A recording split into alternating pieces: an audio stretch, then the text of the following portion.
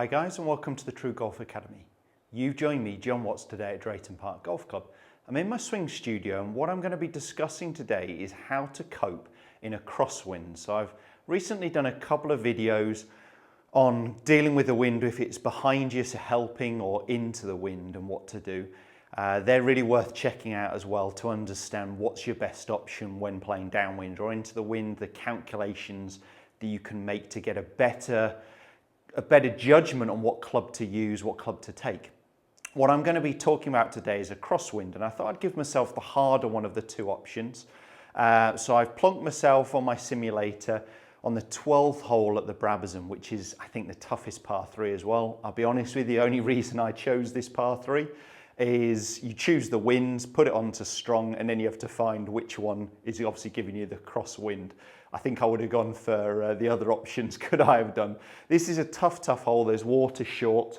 There's a waterfall running down the right-hand side, feeding into it. It's a very narrow green where the pin is at the front of the green. It gets wider towards the back. So particularly tough hole. The wind I'm going to be trying to deal with today is a left to right wind, which is quite a tricky one for me as a right-handed player. So I'm going to discuss whether it's best to fight against the wind, to try and shape it into, or to play with the wind, and what you'll be trying to do. So this hole is, how far is it to the pin? 169 yards to the flag. To the middle of the green, the middle of the green, sorry, is 185, but the pin is just under 170 yards. The wind is slightly helping now. It's actually moved round since I started it. It's slightly helping, but it is mainly left to right. So it's a little bit helping off my left shoulder, but it's, as I said, a 20-mile-an-hour wind, mainly moving this ball from left to right. I've got a 7-iron, which for me is a club that carries about 165. With this wind slightly helping, maybe this will run on a little bit long, but you'll see when you see the ball flying here, I guess anywhere on this green, even past that pin, although it's a tricky putt, you would definitely take if it was playing in these conditions. So what is easier? Is it easier playing with the wind, fighting against it? Well, I guess it depends a little bit on your natural ball flight as well. Let's presume you're a relatively straight hitter of the golf ball. I would always try and play with the wind. So rather than fighting against it, I'd always try and use it where possible. So I want to be starting this ball more to the left of the flag, letting the wind blowing hard off my left shoulder move the ball back onto target. If I am going to miss this green either way, although it's not the easiest up and down, that bunker on the left-hand side or chipping from the left-hand side is fine. I cannot miss this green right. The waterfall goes up that way. So if you were going to miss it right, you have to miss it a long way right. If anyone's played this hole, you'll know what I mean. So I would always try and go with the wind when possible, and that's the first shot I'm going to be trying to hit. So the thing people find hard here is they aim sort of left to allow for it, but then they look up towards the target. What you've got to do is pick a new target point, pick a start line. So my start line might well be the tree here, or the tree even further left, or left-hand bunker. So you pick a spot that you're going to aim at depending on how hard the wind is blowing. So my spot I'm going to be picking is going to be to the left of the green by a good 15 yards left of that pin. That's where I'm going to aim the club. I'm going to set my body parallel left of my club line. So if my club was pointing around here on the screen, my body line being parallel left is going to point even further left. I'm going to forget the flag. I'm going to be focusing on, I'm trying to hit a straight shot at this point that I picked 10-15 yards or so to the left hand side, and commit to hitting it on that line and just let the wind do itself. What I don't want to do is set up and then look back at the flag. You'll find that you end up trying to guide it, leaving the club face more open, and that's going to be awful. You're going to really see that ball take the wind and go way right of target. The other quick thing to say is we've got to get everything, as I said, on these parallel lines. What we don't do is aim the club straight and just move our body round. It is the club to the left, the body parallel. And when we talk about the body parallel left, I want that to be feet, knees, hips, shoulders, forearms, the whole of my body. We don't want anything out of line.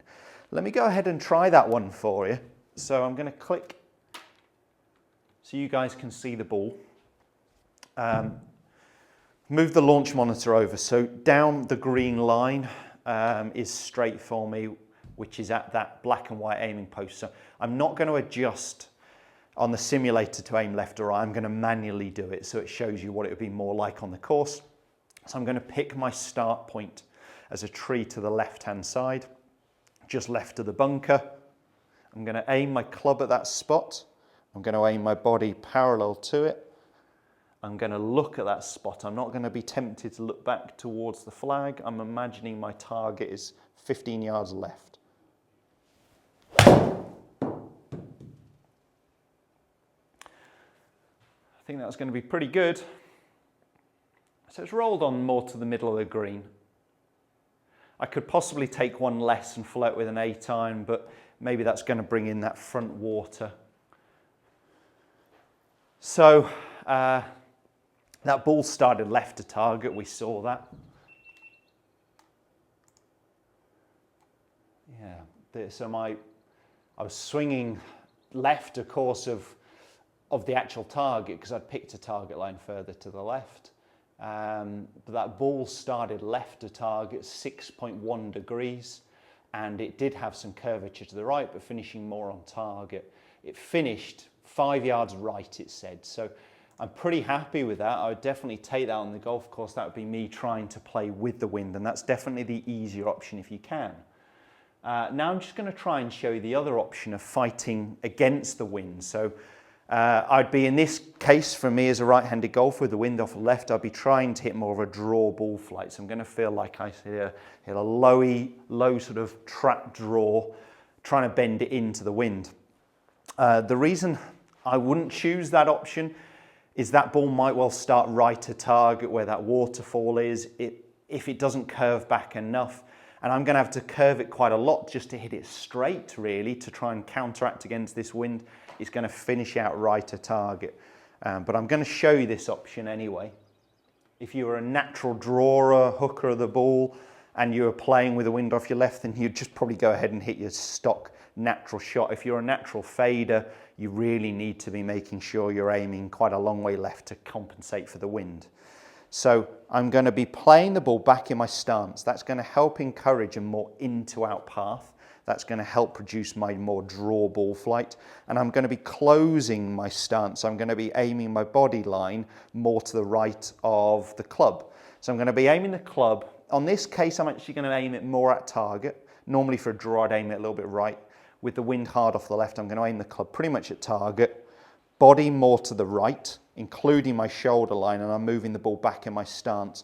And I'm really, as I said, trying to fight against the wind. So hit more of a draw ball flight into it. I don't think I've clicked, actually.